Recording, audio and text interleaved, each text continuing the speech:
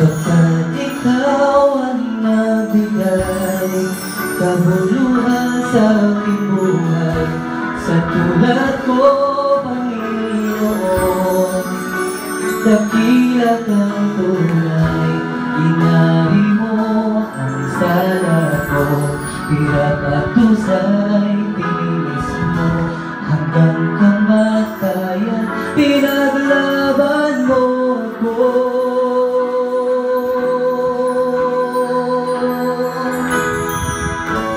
Panginoon, sabihan kay buti ng iyong puso, ang tulad ko'y niligtas mo doon sa Kalbaryo. Kaya't aking inaalay ang pagpuri pagsamba, ang buhay ko'y tanging sa'yo, Panginoon, kay buti mo.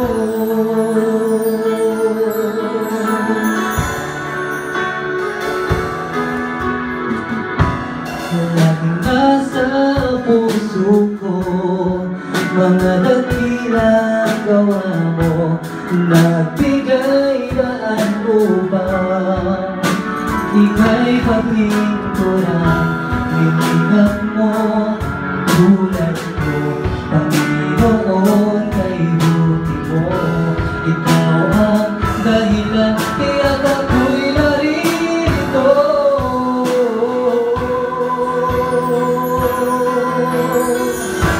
Panginoon, sariyang kay buti ng iyong puso.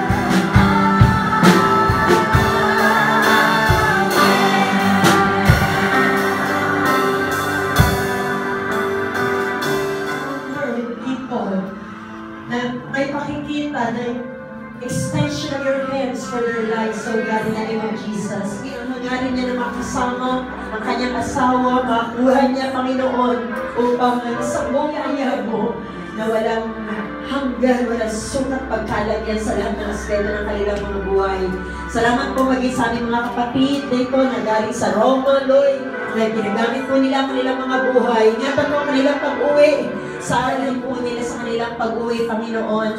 Pagpalain mo ng labis-labis sa kanilang mga buhay. Nangyari sa inyo in the name of Jesus, that the very protection of the living God.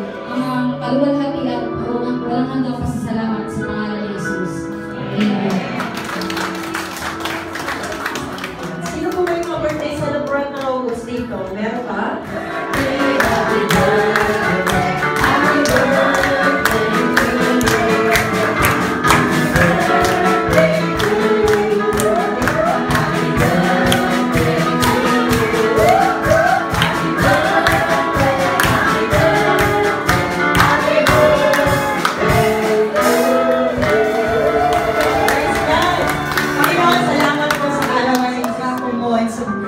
Psalms 90:91 says there, since you acknowledge the Lord Jesus Christ, the Lord is going to protect you, the Lord will be with you, the Lord is going to hear your prayers and grant the longing of your heart, and you will give them a long and a very satisfied life.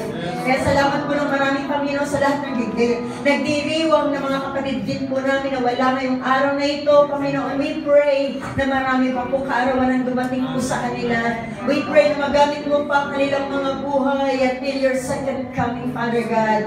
Salamat po ng marami. We believe you prepared something best, something beautiful, more than they they can imagine, Panginoon, ang dakilang bagay na gagawin mo sa lahat ng aspeto ng kanilang pamilya, and extend the blessing, O God, to all the members of their families. We thank you, God, we honor you, and we praise you as you commit and trust their lives unto your holy, holy name. In Jesus' name we pray.